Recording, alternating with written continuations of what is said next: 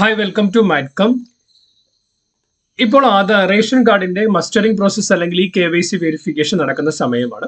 അപ്പോൾ നിങ്ങളുടെ റേഷൻ കാർഡിൽ അംഗങ്ങളായിട്ടുള്ള അല്ലെങ്കിൽ റേഷൻ കാർഡിലുള്ള ആളുകളുടെ ആധാർ ഡേറ്റ ഓൾറെഡി എൻ്റർ ചെയ്തിട്ടുണ്ടോ അല്ലെങ്കിൽ നിങ്ങളുടെ വെരിഫിക്കേഷൻ നടന്നിട്ടുണ്ടോ എന്നുള്ള കാര്യങ്ങൾ അറിയാൻ വേണ്ടിയിട്ട് നമുക്കത് ചെക്ക് ചെയ്ത് നോക്കാനായിട്ട് പറ്റും. ചെക്ക് ചെയ്ത് നോക്കാനായിട്ട് നിങ്ങൾക്ക് അത് മൊബൈലിലൂടെ ചെക്ക് ചെയ്യാം, അല്ലെങ്കിൽ നിങ്ങൾക്ക് നിങ്ങളുടെ ലാപ്ടോപ്പ് അല്ലെങ്കിൽ സിസ്റ്റം വഴി ചെയ്യണം ചെക്ക് ചെയ്യാം. അതിന് വേണ്ടി നിങ്ങൾ ക്രോം ഓപ്പൺ ചെയ്തതിന് ശേഷം നിങ്ങൾ അതിനുള്ളിൽ EPOS Kerala gov.in എന്ന് കൊടുക്കുക. EPOS Kerala gov.in. അപ്പം AEPDS Kerala GOV government of Kerala എന്ന് കാണിക്കും. നിങ്ങൾ അത് ഓപ്പൺ ചെയ്യുക. ഓപ്പൺ ചെയ്ത് കഴിയുമ്പോൾ നിങ്ങൾക്ക് സൈഡിൽ കുറെ ടാബുകൾ കാണാം. അടുത്ത ടാബാണ് ബെനിഫിഷ്യറി ഡീറ്റെയിൽസ്. ആ ബെനിഫിഷ്യറി ഡീറ്റെയിൽസ് ഓപ്പൺ ചെയ്യുക. മന്തും ഇയറും മാറ്റി കൊടുക്കണം. അത് കറക്റ്റ് മന്തും ഇയറും തന്നെ ആയിരിക്കും കാണിക്കാം. അതിനുശേഷം നിങ്ങളുടെ റേഷൻ കാർഡ് നമ്പർ എൻ്റർ ചെയ്ത് കൊടുക്കുക. റേഷൻ കാർഡ് നമ്പർ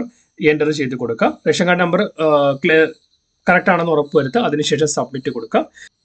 അപ്പോൾ നിങ്ങൾ ഇതൊരു ഡാറ്റയിലേക്ക് ഓപ്പൺ ആവും. അതിനകത്ത് അംഗങ്ങളുടെ പേര് തന്നിട്ടുണ്ടാവും, ഇംഗ്ലീഷും മലയാളത്തിലും പേരുണ്ടാവും, ജെൻഡർ ഉണ്ടാവും. അതുപോലെ തന്നെ അതിനകത്ത് നിങ്ങളുടെ ആധാർ ഡേറ്റ എൻ്റർ ചെയ്തിട്ടുണ്ടോ? ആധാർ ഡേറ്റ എൻ്റർ ചെയ്തിട്ടുണ്ടെങ്കിൽ സീഡഡ് എന്ന് കാണിക്കും. ഫോർ എക്സാമ്പിൾ ഇപ്പോൾ ഇവിടെ നോക്കുമ്പോൾ നിങ്ങൾക്ക് മനസ്സിലാകും, ഒന്നാമത്തെ ആളുടെയും രണ്ടാമത്തെ ആളുടെയും മൂന്നാമത്തെയും ആളുടെ ആധാർ ഡേറ്റ എൻ്റർ ചെയ്തിട്ടുണ്ട്. ഈ KYC നടത്തിയിട്ടുണ്ട്. ഈ KYC നോക്കുമ്പോൾ ഒന്നാമത്തെ ആളുടെയും മൂന്നാമത്തെ ആളുടെയും ഈ KYC നടത്തിയിട്ടില്ല, പക്ഷേ രണ്ടാമത്തെ ആളുടെ ഈ KYC നടത്തിയിട്ടുണ്ട്. അപ്പോൾ ഈ KYC നടത്താത്ത ആളുകൾക്ക് പോയി റേഷൻ ഷോപ്പിൽ പോയി നിങ്ങളുടെ KYC പ്രൊസീജിയർ കംപ്ലീറ്റ് ചെയ്യാവുന്നതാണ്.